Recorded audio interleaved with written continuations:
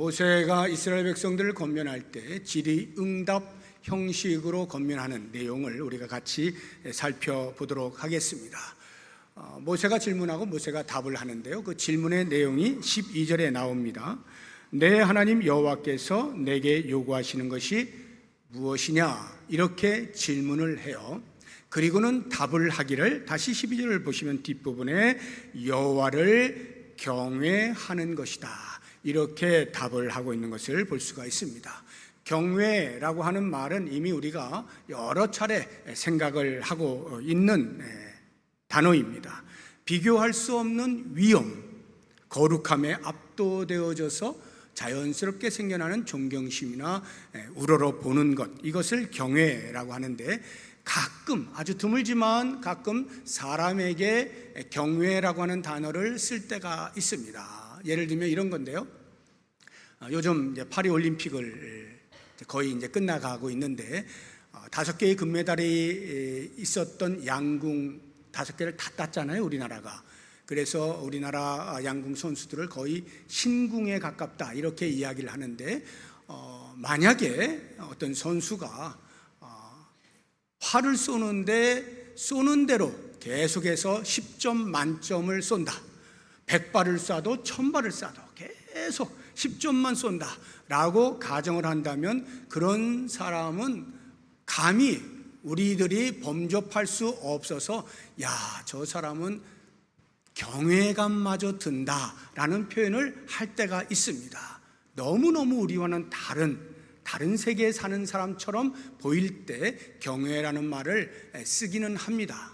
그러나 이 경외와 우리가 하나님을 경외한다라고 할 때의 그 경외는 질이 전혀 다른 거예요. 하나님을 우리가 경외한다라고 할 때에 하나님이 과연 어떤 분이시기에 경외하느냐 할 때에 모세는 이렇게 소개를 하고 있어요. 14절을 보시면 하늘과 모든 하늘의 하늘과 땅과 그 위의 만물은 본래 내 하나님 여호와께 속한 것이다 해서 온 우주 만물을 만드신 분, 지으신 분, 창조주 여호와 하나님 을 이야기하고 있고, 17절을 보시게 되면 너희 하나님 여호와는 신 가운데 신이시며 주 가운데 주시요 크고 능하시며 두려우신 하나님이시다 해서 만유의 주인이시고 능력이 무궁하신 분이시다.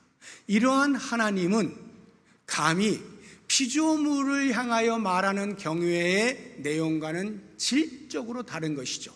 피조물과는 비교가 불가한 거예요. 그래서 인간을 포함한 모든 자연 만물이 이런 하나님께 대하여 경외심을 갖는 것은 자연스럽고 당연한 것이라 할 수가 있습니다. 그런데 이 하나님을 경외할 때 그 경외는 오직 여호와 하나님께만 돌려드려야 합니다.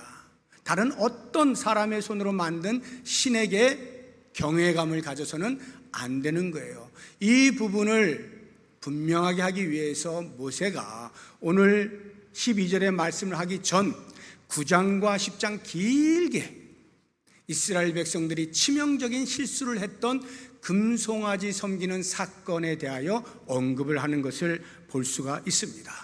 이스라엘 백성의 입장에서는 다시는 듣고 싶지 않은 내용이고 떠올리기 싫은 사건이죠.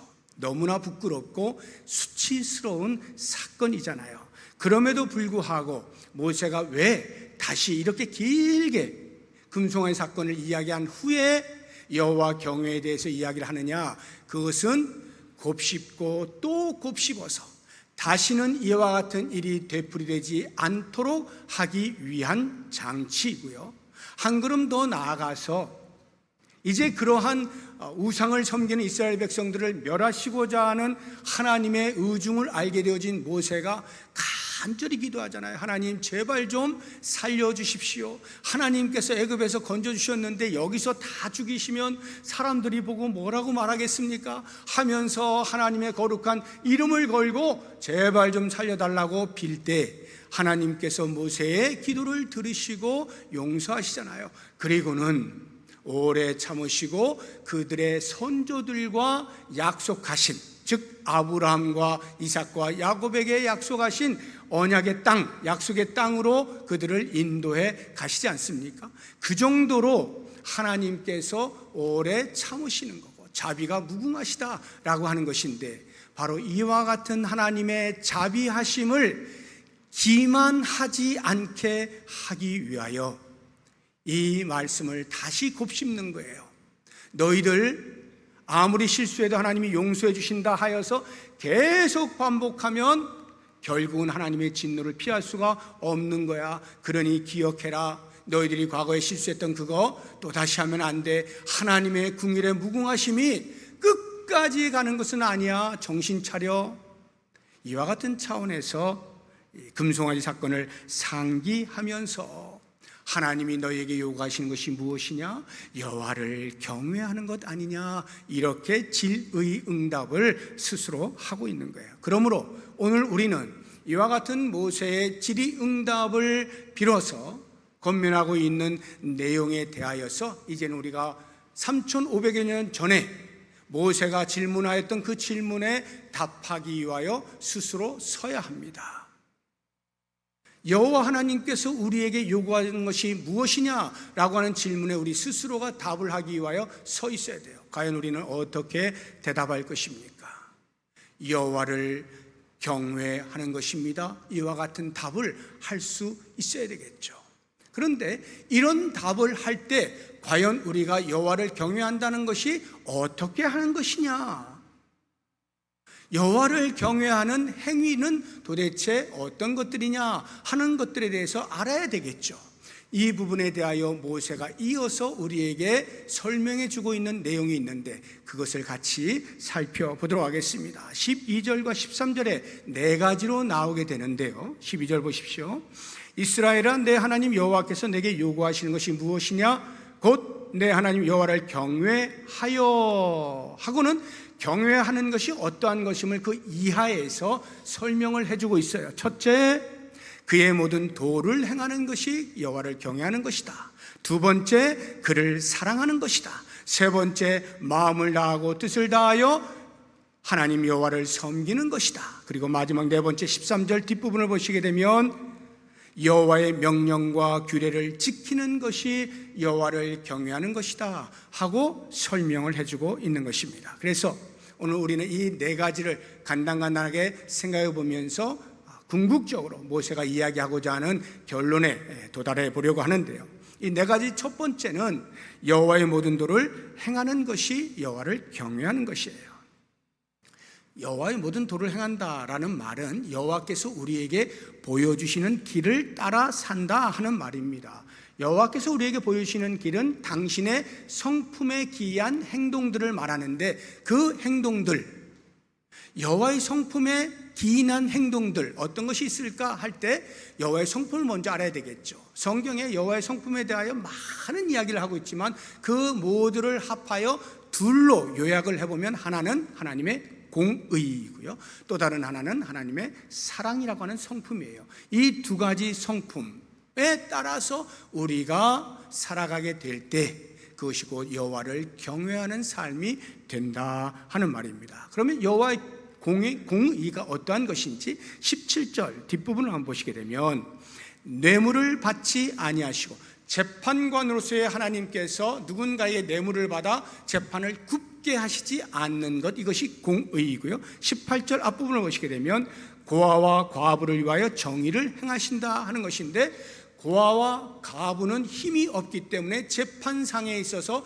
불리하게 작용이 될 수가 있죠. 오늘날에도 무전 유죄 아닙니까? 돈이 없으면 죄인으로 취급받을 수밖에 없는 이런 차별, 이런 것들이 없게 하는 것이 곧 하나님의 공의라고 하는 거예요.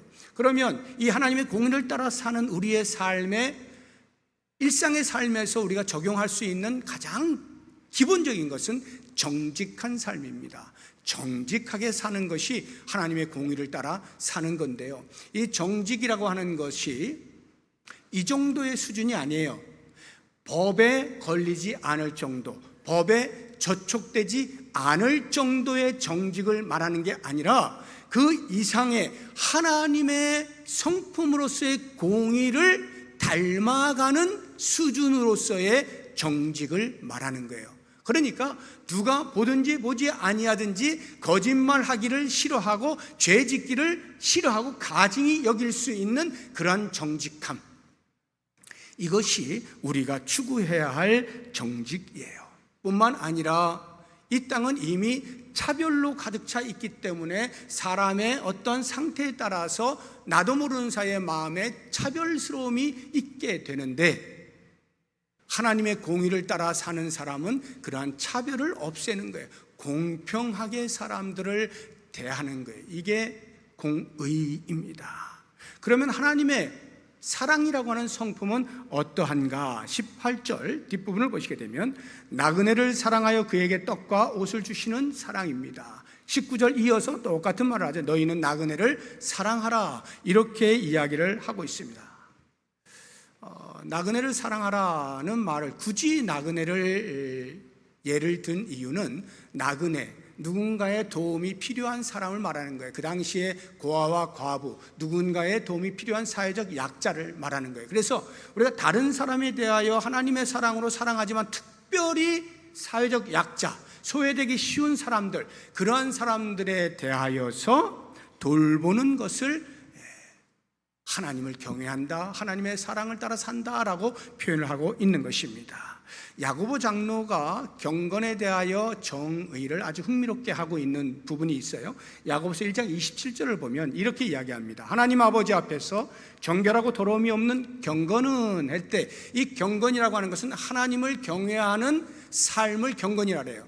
하나님을 경외하며 사는 삶이 경건인데, 그 경건은 곧 첫째, 고아와 과부를 환난 중에 돌보는 것이고, 두 번째, 자기를 지켜 세속에 물들지 아니하는 죄로부터 자기를 거룩하게 지켜내는 것이다. 이렇게 두 가지를 이야기하는데, 그 첫 번째를 보시게 되면 고아와 과부, 힘 없는, 누군가의 도움이 필요한 그런 사람들을 잘 돌보는 것이 경건이라고 이야기를 하고 있는 거예요. 즉 사랑을 베풀며 사는 것이 하나님을 경외하는 것임을 우리에게 알려주고 있는 것입니다. 하나님을 경외하는 삶이 요청되고 있는 우리의 삶에서 하나님의 성품인 공의와 사랑을 따라서 신실하게 살아낼 수 있기를 바라고요. 두 번째로 여호와를 경외한다라고 하는 것은 여호와를 사랑하는 것입니다. 경외심과 사랑한다는 것은 언제나 일치하는 것은 아니에요. 경외한다 하여서 반드시 사랑해야만 하는 것은 아닙니다. 그런데 하나님을 경외한다라고 표현을 할 때는 반드시 사랑이 따라와야 돼요. 왜냐? 하나님께서 우리를 먼저 사랑하셨기 때문에 그렇습니다. 15절을 보시게 되면 여호와께서 오직 내 조상들을 기뻐하시고 그들을 사랑하사 그들의 후손인 너희를 만민 중에서 택하셨음이 오늘과 같다라고 말씀하셔요. 하나님께서 아브라함을 택하실 때 택할 만한 자격과 조건이 있어서가 아니라 당신의 사랑으로 그를 건지셔서 부르셔서 하나님의 택한 백성 되게 하셨고, 그 자손들도 역시 마찬가지인 것입니다. 하나님께서 우리를 먼저 사랑하셨음은 사도 요한이 분명하게 이야기를 해주고 있어요. 요한일서 4장 19절을 보시게 되면 우리가 사랑하면 그가 먼저 우리를 사랑하셨습니다. 우리에게 사랑받을 만한 무엇이 있어서가 아니라 죄 가운데 있었음에도 불구하고 하나님이 먼저 사랑하셔서 우리를 건져주셨다는 거예요. 이게 사도 바울의 고백이에요. 로마서 5장 8절을 보시게 되면 우리가 아직 죄인 되었을 때에 그리스도께서 우리를 위하여 죽으심으로 하나님께서 우리에 대한 자기의 사랑을 확증하셨느니라. 죄인의 상태에서 하나님이 부르셔서 당신의 자녀 삼아주심으로 당신의 사랑을 확증해 주셨어요. 이와 같은 우리를 향한 하나님의 사랑 때문에 우리는 당연히 하나님을 사랑하는 것이죠.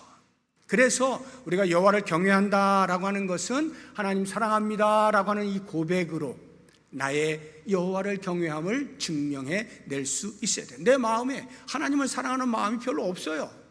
그러면 사실상 여호와를 경외하는 것이 아니라 해도 과언이 아닌 것입니다. 세 번째로 여호와를 경외하는 것은 여호와를 전심으로 섬기는 것을 의미합니다. 여호와를 전심으로 섬기는 것이 곧 여호와를 경외하는 거예요. 여기서 섬긴다라고 하는 표현은 예배를 드린다, 구약시대로 표현하면 제사를 드린다라고 말하는 것과 같습니다. 하나님께서 왜 이스라엘 백성을 애굽에서 건져주셨을까요? 많은 이유와 목적이 있지만 그 가운데 하나가 바로 제사, 예배를 위하여서입니다. 우리 출애굽기 8장 1절 한번 보시면 하나님께서 모세를 바로에게 가서 너는 이렇게 이야기해라 하고 반복적으로 10가지 재앙을 내리실 때 반복적으로 이야기하시는데 하나를 보시게 되면 여호와께서 모세에게 이르시되 너는 바로에게 가서 그에게 이르기를 여호와의 말씀에 내 백성을 보내라 그들이 나를 섬길 것이니라 이렇게 말하라고 합니다. 이스라엘 백성들을 내보내라. 왜냐하면 그들이 여호와를 섬겨야 되기 때문이다 라고 할 때 이 섬김이 곧 제사 예배를 말하는 거예요. 하나님께서 이스라엘 백성을 애굽에서 나오게 하신 목적이 뭐라고요? 하나님을 예배하게 하기 위함이라는 거예요. 그러면 이것을 우리로 적용해서 보면 하나님께서 왜 우리를 죄 가운데서 구원하여 주셨어요? 하나님을 예배하는 예배자로 살게 하시기 위함이라는 것을 알게 되는 겁니다. 이렇게 하나님을 예배하는 것이 하나님을 경외하는 것인데 어떻게 예배하느냐가 굉장히 중요합니다. 그래서 오늘 말씀 12절 다시 한번 보시게 되면 마음을 다하고 뜻을 다하여 내 하나님 여호와를 섬겨라 하나님을 예배하라 이렇게 말하고 있습니다. 마음을 다하고 뜻을 다한다는 것, 정성으로 예배하라는 것인데 쉽게 이야기하면 죽기 살기로 예배에 매달려라 이 말이에요. 죽음을 각오하고 예배를 드려라 하는 말입니다. 죽음을 각오하는 예배가 어떠한 예배인지 구약시대의 한 장면을 여러분들에게 소개해 드리겠습니다. 이스라엘 백성들이 광야에서 하나님을 섬길 때에 죄 가운데 있는 이스라엘 백성들이 하나님을 직접 만날 수가 없잖아요. 그러니까 죄를 동물에게 전가시키는 제사 제도를 통하여 일시적으로 거룩하다 여김 받고 하나님을 만나는 거잖아요. 1년에 한 차례 대속죄일 7월 10일인데요 그때 대제사장이 오직 한 번, 1년에 딱 한 번 7월 10일에 지성소에 들어가서 모든 백성을 대신하여 속죄 제사를 드립니다. 지성소에 들어갈 때 한 사람만 들어가서 그 속죄 제사를 드리기 때문에 대제사장은 제사에 걸맞는 옷을 입게 돼 있는데 속옷을 입고 겉옷을 입고 그 위에 에봇을 입고 들어갑니다. 그런데 그 겉옷이 통으로 되어 있는데 그 통 제일 밑에 보면 술이 달려 있어요. 그 술이라는 게 뭐냐 하면 석류 하나, 금방울 하나 이렇게 삥 돌아가면서 달아나요. 그러면 그가 움직일 때마다 방울 소리가 딸랑딸랑 나겠죠. 소리가 들리는 한에 있어서는 계속하여 그가 제사를 잘 드리고 있다는 것을 알 수가 있어요. 밖에 있는 이스라엘 백성들이 직접 눈으로 볼 수가 없기 때문에 그 소리를 통하여 지금 대제사장이 우리를 대표하여서 제사를 잘 드리고 있구나 하는 것을 확인하게 되는데 만약에 소리가 안 들려요? 그러면 어떻게 될까요? 이거 무슨 일이 났구나. 그래서 들어가서 그 어떤 일이 벌어졌는지 또는 하나님께서 거룩을 훼손한 대제사장을 죽였을 때 그 죽은 시체를 끌고 나올 수가 없어요. 그래서 그들이 그 옷 끝에다가 줄을 매달아 놓습니다. 소리가 들리지 않으면 그 줄을 당겨서 시체를 끌고 나오는 거예요. 여러분, 그렇게 1년에 딱 한 번 제사를 드리기 위해서 대제사장이 지성소에 들어가는데 자칫 잘못하면 죽게 되어지는 사실을 알고 있는 대제사장이 과연 어떠한 마음으로 들어갈까요? 아무 생각 없이 그냥 들어갈까요? 이제 옷 입고 들어가야지, 제사 드려야지 하고 덜렁덜렁 그렇게 들어가서 제사를 드릴까요? 천만의 말씀이죠. 자칫하면 죽게 되어지는 그 상황을 누구보다 잘 알고 있는 대제사장이 들어가기 전에 얼마나 긴장하겠어요? 얼마나 자기 자신을 돌아보겠어요? 야, 하나님의 거룩에 내가 합당한 삶을 살고 있는가? 혹시 내가 회개하지 아니한 부분이 있는가? 나의 정결에 손상이 되어지는 어떤 부분들이 있는가? 하나님의 거룩을 막아서는 그 무엇이 있지는 아니한가? 끊임없이 살펴서 들어갈 거 아니에요. 우리가 죽음을 각오하고 예배를 드린다는 말이 바로 이와 같은 거예요. 지금 드려지는 이 예배가 내가 지금 마지막으로 드리는 예배다라고 하는 심정으로 하나님 앞에 드릴 때 아무 생각 없이 주일이니까 대충 해서 그냥 나와서 예배를 드릴 수 있겠어요? 예배 드리면서 아무 생각 없이 딴 생각하면서 그냥 빨리 시간아 지나가라, 그렇게 예배를 드릴 수 있겠습니까? 그럴 수가 없죠. 이 예배가 목숨을 건 예배라고 할 때 얼마만큼 집중해야 되고, 얼마만큼 정성을 다해야 되고, 얼마만큼 최선을 다하여 예배 드려야 하는지 우리가 감을 잡을 수가 있지 않겠습니까? 요즘 이 핸드폰에 성경과 찬송가 앱이 있잖아요. 그러니까 저도 어쩌다가 성경 찬송을 가지고 가지 아니한 상황에서 예배를 드리게 되는 경우가 생기면 핸드폰을 봅니다. 요즘 예배 가운데 가끔 핸드폰을 보는 분들이 계셔요. 성경과 찬송을 찾느라고. 그런데 만약 그것을 빌미로 하여서 딴짓을 하고 있으면, 딴 거 보고 있으면 어떻게 될까요? 하나님을 망령되이 여기는 거예요. 하나님의 예배를 손상시키는 거예요. 죽기를 각오한 자는 그렇게 예배 드릴 수 없습니다. 시간 돼서 헐레벌떡 뛰어와서 그냥 턱 앉았다가 끝나자마자 뛰어나가는 이러한 예배를 드릴 수가 없어요. 한 예배의 정성을 다하는 거예요.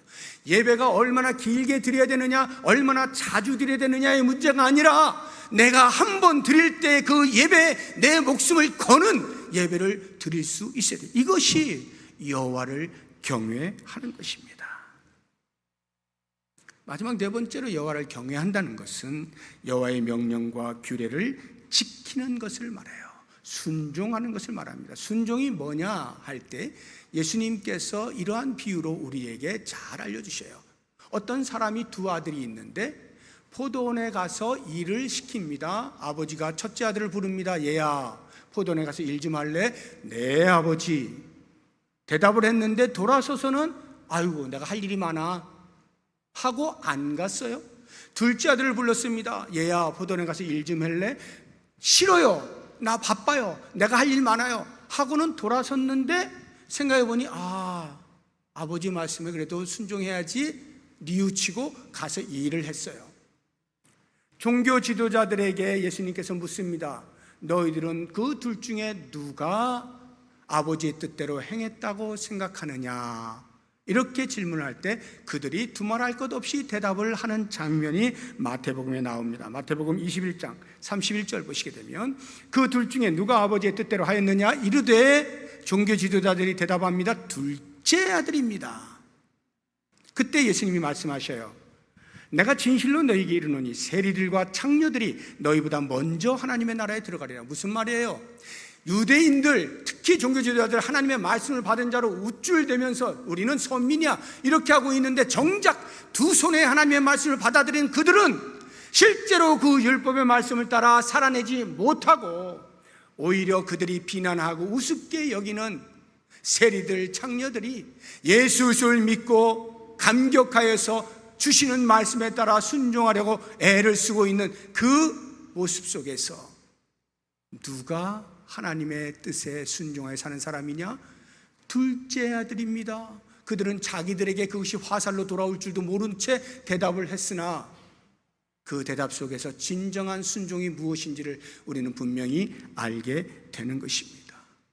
하나님의 말씀에 순종한다라고 하는 것은요, 일단 거부가 없어야 되는 것이고 노라고 하는 것이 없어야 되는 것이고, 순종을 할 때 내가 좋아하는 것만 골라서 선택적으로 순종하는 것이 아니고요, 순종을 할 때 대충 적당히 눈가림 정도의 순종을 말하는 게 아니에요. 온전한 순종이에요. 하나님이 말씀하시는 것은 내가 거북스러워도 내가 불편해도 온전히 순종하는 거예요.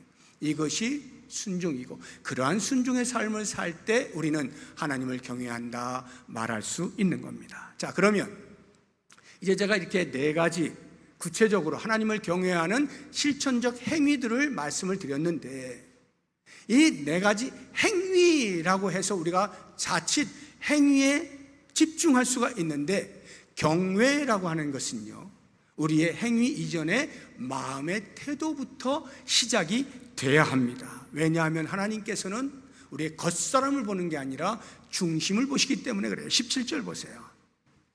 사람을 외모로 보지 아니하시며, 이렇게 나오죠. 사람을 외모로 보지 아니하신다라고 말씀을 하시는 겁니다.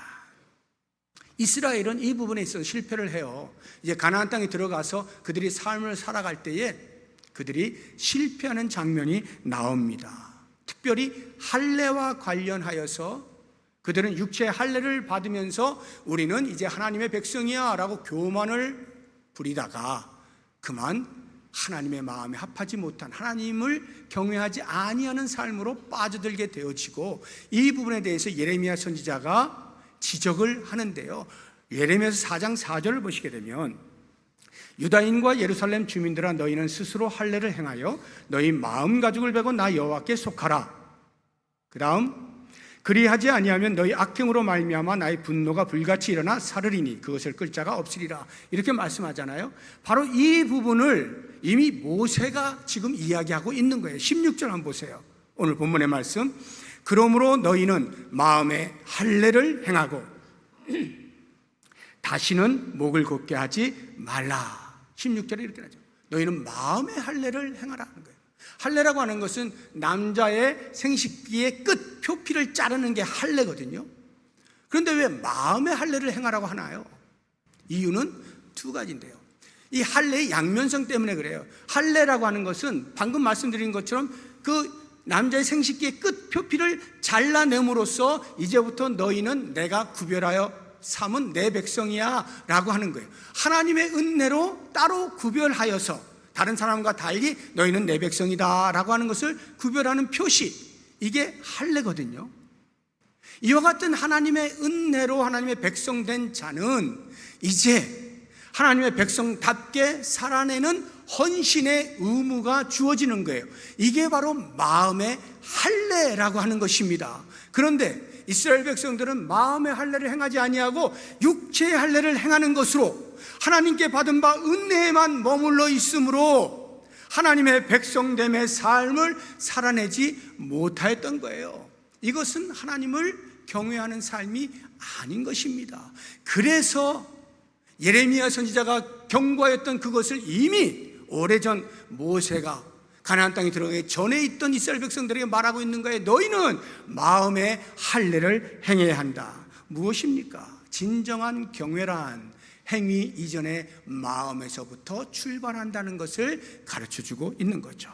그러면 이렇게 우리의 마음에서부터 하나님 경외함으로 충만한 것이 우리의 행동으로 나타나게 되어질 때에 지금 우리가 본 네 가지 행동들은 그렇게 간단하게 쉽게 하기가 만만치가 않은 것들이에요. 제법 노력을 해야 되고 애를 써야 돼요. 왜냐하면 우리의 옛사람은 죄성이 있어서 좀 육체적으로 편한 것이 좋은 거예요. 거기에 익숙해져 있어요. 그런데 지금 요청하고 있는 바 하나님을 경외하는 행위들은 전부 무엇인가 노력을 해야 되잖아요. 그러한 노력들 때문에 많은 사람들이 이렇게 생각하는 거예요. 야, 예수 믿으면 구원받는다. 오직 예수 믿기만 하면 천국 간다라고 말하더니 정작 교회에 와서 설교 들어보니까 이게 뭐 쉽지가 않네. 예수 믿기만 하면 천국 자연스럽게 가는 게 아니라 뭐 이것도 해라 저것도 해라, 이거 하면 안 된다 저거 하면 안 된다. 왜 이렇게 요청하는 게 많아? 힘들어. 이렇게 생각을 할런지 몰라요. 그런데 여러분, 혹시 여러분 가운데 그러한 불평의 마음이 있습니까? 뭐가 이렇게 요구하는 게 많아? 불평하지 마십시오. 왜냐? 그렇게 거룩하게 살라고 요청하시는 것은 궁극적으로 여호와 하나님을 위한 것이 아니라 바로 나의 행복을 위하여 요청하시는 것이기 때문에 그렇습니다. 13절 보세요. 내가 오늘 내 행복을 위하여 너에게 명하는 여호와의 명령과 규례를 지킬 것이 아니냐. 너의 행복을 위하여 이러한 것들을 요청하고 있는 거야 라고 말씀을 하고 있는 것입니다. 여러분, 하나님의 영광이라고 하는 것은요, 하나님의 존재 자체로 충만하셔요. 그래서 우리가 어떻게 사느냐에 따라서 하나님의 영광이 충만해지거나 또는 부족해지거나 하지 않습니다. 외관상으로는 그럴 수 있어요. 예를 들어 우리가 바르게 살지 아니하여서 하나님의 이름을 땅에 떨어뜨리는 행위를 할 때 하나님의 영광이 줄어드는 것처럼 보이지만 사실 하나님의 영광 그 자체로 이미 충만이에요. 우리가 열심히 살아서 하나님의 뜻대로 잘 살아드림으로 하나님께 영광을 돌린다라고 말을 할 때 우리의 삶을 통해서 하나님의 영광이 부족했던 것이 채워지는 그런 개념이 아니에요. 하나님께서 우리의 변화되는 삶을 통하여 흐뭇해하시고 기뻐하시죠. 당신의 자녀가 잘 살 때 부모의 마음이 흐뭇한 것처럼 말이죠. 그렇다고 해서 우리의 삶의 내용에 따라서 하나님의 영광이 줄어들었다 늘어났다 하는 것은 아니에요. 이미 하나님은 존재 자체로 충만하신 거예요. 그러면 왜 이렇게 하나님을 경외하라고 여러 가지 행위들을 우리에게 요청하시느냐? 그것은 곧 우리의 행복을 위하여서인 겁니다. 이 사실을 누구보다 잘 알고 있었던 솔로몬 왕이 인생 실험 보고서라 말할 수 있는 전도서를 쭉 써내려가다가 제일 마지막 12장 13절 14절이 끝인데 그 13절과 14절에서 결론의 부분으로 우리에게 이렇게 이야기를 해주고 있어요. 먼저 13절을 보시면 일의 결국을 다 들었으니 하나님을 경외하고 그의 명령들을 지킬지어다. 이것이 모든 사람의 본분이니라. 하나님을 경외하며 사는 것이 사람의 본분이라는 게, 우리가 사람의 본분하면 지켜야 할 의무처럼 이렇게 느껴지기 쉽지만 사실상 본분이라고 하는 말은 인간이 추구해야 할 그 무엇, 그렇게 추구하여 살아갈 때 가장 큰 행복을 느끼는 그 무엇, 이것이 본분이에요. 다시 말하면 여호와를 경외하여 주의 말씀에 순종하여 살아가는 이것이야말로 우리 인간이 최고의 행복을 누릴 수 있는 길이라 이야기해주고 있는 거예요. 모든 지혜를 총동원한 솔로몬이 마지막 인생의 결론으로 하는 이야기가 우리의 참 행복은 여호와를 경외함에 있다라고 이야기하면서 그것을 확증하기 위하여 14절의 말씀을 주고 있습니다. 14절 한번 보세요. 하나님은 모든 행위와 모든 은밀한 일을 선악간에 심판하시리라. 요 말씀 하나만 딱 놓고 보면 하나님께서 우리가 죄 지은 것들 일일이 하나하나 놓치지 않냐고 다 기록해 두었다가 마지막 날 너 이거 했지 너 저거 했지 지적하시면서 그에 합당한 징계를 내리시는, 심판을 하시는 것으로 느껴지기 쉽지만 반대로 생각해 보세요. 여호와를 경외하는 삶을 살아간 사람에게 있어서 하나님께서 은밀한 가운데 행한 것까지 다 기억하신다. 즉 사람들에게는 나타나지 않냐고 드러나지 않냐고 사람들은 몰라주는 것이어도 내 삶 가운데서 여호와를 경외하는 진실한 삶을 살아가는 그 모든 것들을 하나님이 하나도 놓치지 아니하시고 다 기록하여서 야 네가 이렇게 살았어, 그래 이렇게 살았지, 내가 다 알고 있어 하면서 뭘 하신다는 거예요? 그에 합당한 상급을 베풀어 주신다, 이 말 아닙니까?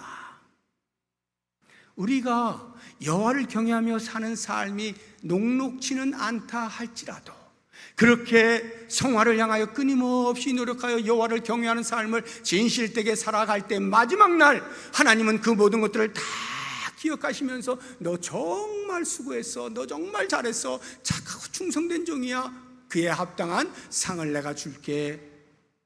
이것이 우리의 행복이 아니고 무엇입니까? 여호와를 경외하는 것은 우리의 행복을 위하여서임을 잊지 마시고 평생토록 모세가 우리에게 들려주고 있는 이 네 가지의 말씀들을 잘 행하되 마음으로부터 충만한 여호와 경외가 우리의 삶으로 흘러나와서 마지막 날 주 앞에 섰을 때 큰 상급 누리실 수 있는 우리 모든 성도들 되시기를 주의 이름으로 축복합니다. 우리 찬양하겠습니다. 행복이라고 하는 찬양인데요, 가사를 보시면 화려하지 않아도 정결하게 사는 삶, 가진 것이 적어도 감사하며 사는 삶, 내게 주신 작은 힘 나눠주며 사는 삶, 이것이 나의 삶의 행복입니다. 눈물 날 일 많지만 기도할 수 있는 것, 억울한 일 많지만 주를 위해 참는 것, 비록 짧은 작은 삶이지만 주 뜻대로 사는 것, 이것이 나의 삶의 행복입니다. 이와 같은 고백 우리 다 같이 부르도록 하겠습니다.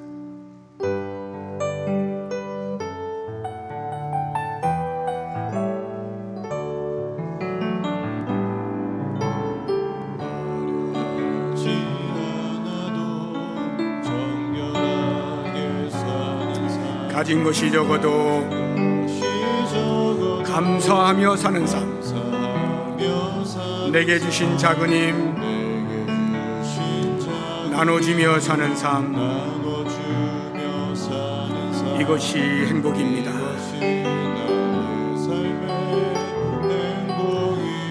눈물 날 일 많지만 기도할 수 있는 것,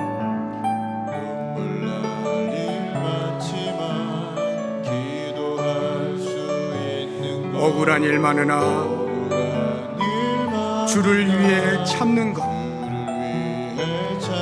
비록 짧은 작은 삶이지만 주 뜻대로 사는 바로 이것이 나의 삶의 행복입니다.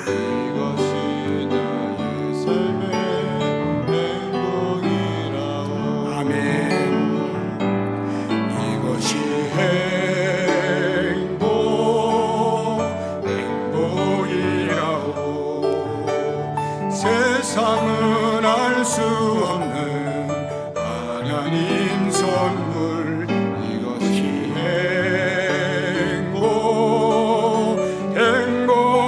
행복이라오. 하나님의 자녀로 살아가는 것, 이것이 행복이라오. 우리 한 번 더 하겠습니다. 이것이 행복.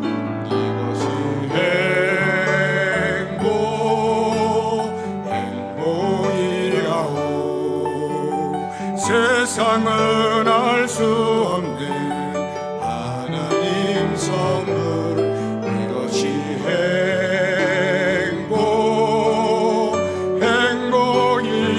행복이라오. 하나님의 자녀로 살아가는 것, 이것이 행복이라오. 아멘. 우리의 행복을 위하여 하나님께서 우리에게 요구하시는 경건의 삶을 위해서 하나님, 제가 이렇게 기도하겠습니다. 몇 가지 기도 제목을 드립니다. 하나님의 성품을 따라 공의와 사랑을 행하며 살게 하옵소서. 하나님의 사랑에 감격하여 우리도 하나님을 사랑하게 하옵소서. 전심으로 하나님을 예배하게 하옵소서. 하나님의 말씀에 온전히 순종하게 하옵소서. 마음의 할례를 받아 행위 이전에 마음으로부터 하나님을 경외하게 하옵소서. 하나님께서 예비하신 상급을 기대하며 사람의 본분을 다하며 살게 하옵소서. 이것이 우리의 행복인 줄로 믿습니다. 이와 같은 기도의 제목을 따라서 우리 다 같이 한 목소리로 기도하겠습니다. 하나님 아버지, 감사합니다.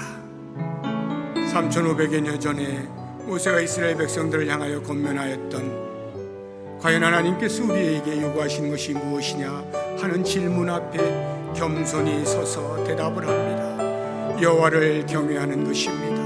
여호와를 경외하는 것이 하나님께서 나에게 요청하시는 것입니다. 내가 평생 여호와를 경외하면서 살겠습니다. 고백합니다. 오 하나님, 원합니다.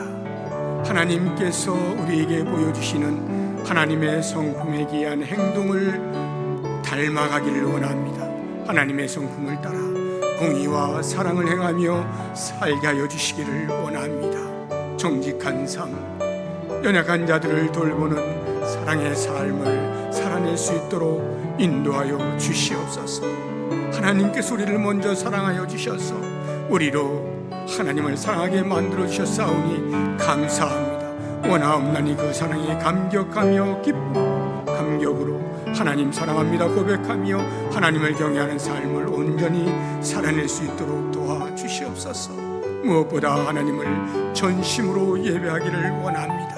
하나님께서 우리를 구원하여 주셨을 때 우리의 예배를 받으시기를 기뻐하시는 하나님, 죽기를 각오하고 예배할 수 있게 하여 주옵소서. 지금 내가 드리는 예배가 마지막으로 이 땅에서 드리는 예배라고 생각하면서 힘을 다하여 최선을 다하여 하나님을 영화롭게 하는 예배를 올려드리게 하여 주옵소서. 이 예배가 하나님을 경외하는 것임을 잊지 않게 하여 주시옵소서. 오 하나님이 원하옵나니 주의 말씀에 온전한 순종이 있기를 원합니다. 아버지 말씀하실 때 귀를 기울이게 하여 주옵소서. 못한다 말하지 않게 하여 주옵소서. 내가 좋아하는 것만 선택하여 순종하지 않게 하여 주옵소서. 대충 눈가림으로 순종하는 척하지 않게 하여 주시고, 무엇을 말씀하시든지 그것이 때로는 나에게 어려운 것을 요청한다 할지라도 하나님 순종하노 주의 뜻 이루어드립니다. 경외하는 삶을 살게 하여 주시옵소서. 원하옵나니 내 마음의 할례를 받기를 원합니다.